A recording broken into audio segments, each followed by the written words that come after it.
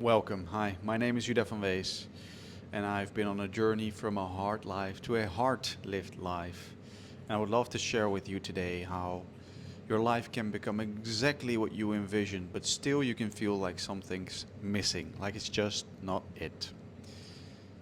I grew up in quite a rough neighborhood in Rotterdam, the Netherlands, and some of you will recognize that when you grow up in a rough neighborhood, emotions are not something that you want to show. They're something that you want to suppress because there's not a lot of place to feel all of the time. And if you look at what's important to you in that moment, you will become the average of people around you, and they will focus on mostly wealth and status. So at some point, I was focused a lot on wealth and money, and I was smart enough at some point to add health to my priorities and happiness. So I thought I want a healthy, wealthy, happy life. And in about 2018, it was the first time I read the book Think and Grow Rich by Napoleon Hill, and I thought I need to set some goals. I need to have a burning desire and start working on that. So I had health goals, wealth goals, happiness goals. And you know what? I was actually starting to reach some of them. I was becoming wealthier, definitely healthier. I stopped smoking, for instance. I also became happier, I have to say. But still, after 6 years of that journey, there was still a big feeling of discomfort. And the reason was that I was wearing a lot of masks. I always wanted to portray that I am smart and intellectual. I always wanted to show that I was working hard. I always wanted to be pleasing. I always wanted to avoid conflicts because I can tell you where I came from, conflict could mean that you would die or at least you could get hurt quite badly. So what happened after all those years is at some point there was a small crack into that very thick mask, that very thick wall around my heart.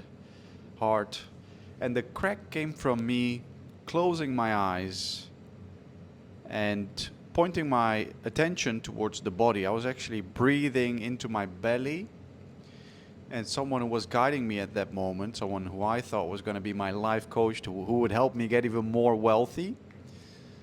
Well, what she actually did is she helped me to feel again. And it had been a long time since I had felt such overwhelming emotions. That first crack was a tsunami of emotions that I couldn't even tell you where it came from, what it was all about. It was just a lot of sadness.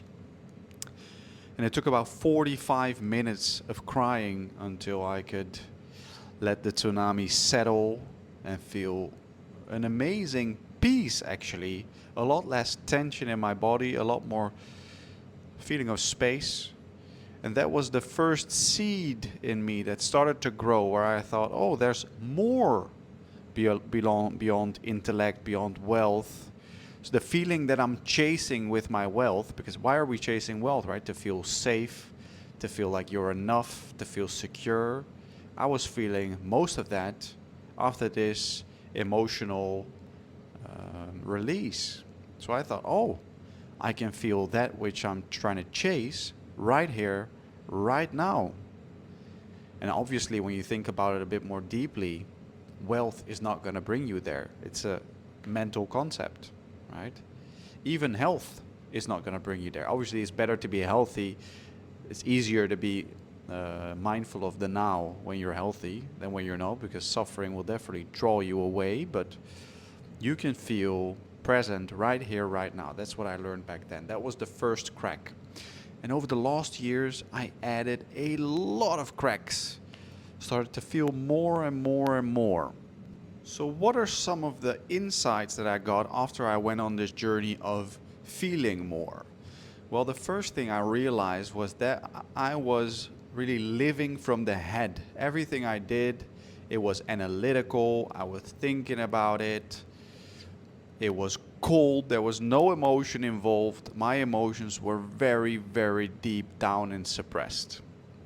So I was ignoring a big part of my body. I was doing a lot, I was thinking a lot, I was being very little, right? So what I realized is that the level of knowledge or even wisdom that we have here is so small. I mean, your mind can lie to you, right? Your mind will lie to you based on your traumas and your programming. Your body cannot lie to you. It only tells the truth, which is why our heart and our belly are so great. We can call it intuition. We can say, I feel it in my gut, but the body is so well informed, knows so much better what will serve us, that I found a whole new dimension of wisdom. And I now disregard thoughts in the head a lot more than I would ever disregard my feelings and my body. Now, obviously, that doesn't mean that you should always follow your feelings. I mean, like, there's something that could be scary to me, but it might still be useful to push through, or something might feel very uncomfortable, but it might be nice to push through. But that's all I did before. I always pushed through, even when my intuition was telling me this is not good for you, which brought me into a lot of circumstances that went over my boundaries, for instance. That's one insight. Another insight that I got from this was that first I thought there's 100% circumstances and they're happening to me. And at some point I was willing to accept, because of feeling and my wisdom growing, that it was a 50-50 play. What was happening to me was 50% of the circumstances, and I was the other 50% attracting this into my life. Fast forward a bit further, and now I'm even convinced that I am 100% creating everything that is happening around me, which is, on the one hand, a very hard way to live, and on the other hand, a very free way to live, because you can take radical accountability, not from a harsh way, not to place all the weight on my shoulders, but to be very realistic about life. And in this way, I started to learn that life is constantly a mirror to learn. Your love relationship, your children, even the parents that you have chosen perhaps, all of them are a way for you to learn and to become more than you are. And instead of focusing on having more than you have, it's nice to focus on being more than you are. Or maybe that is even the old phrasing I would use. It's not about being more than you are, it's about being who you are and removing all of those fake layers. To give you my example, I am not a hard gangster, rough guy who feels nothing. I am a very, very emotional, feeling human being who wants to be on a spiritual quest. I want to be together and loving. I want to be protective for my kids and myself, of course. I want to be able to be strong, but not all the time. So it's nice to let go of some of these masks. So the reason I'm making this video and starting this channel is to take you with me on my journey to feel and grow rich. You might have heard of the book Think and Grow Rich. I think thinking is nice. It's brought me a long way, but thinking can only happen. It can only be concerned with the future or the past. It can never be about the now. You can try to have a thought about the now and it will be fake. It will be made up. The only thing you can do right now is feeling. Right? And don't forget that the future and the past do not exist. The only thing that exists is this current moment, and it's probably an eternity of the current moment, in which time probably also doesn't exist, but let's not go there. It's important to be in the now, because it's the only place where life's happening. You can project yourself in the future and say, when I'm rich, then I'm going to be able to live fire and have enough money to finally relax. No, relaxing can only happen now, never in the future. It's an illusion, and it will always be an illusion. Now, I'm not saying don't look at the future, don't invest, whatever. Of course you should mind the future. I definitely do. But never at the cost of this moment. You should never be stressing about the future.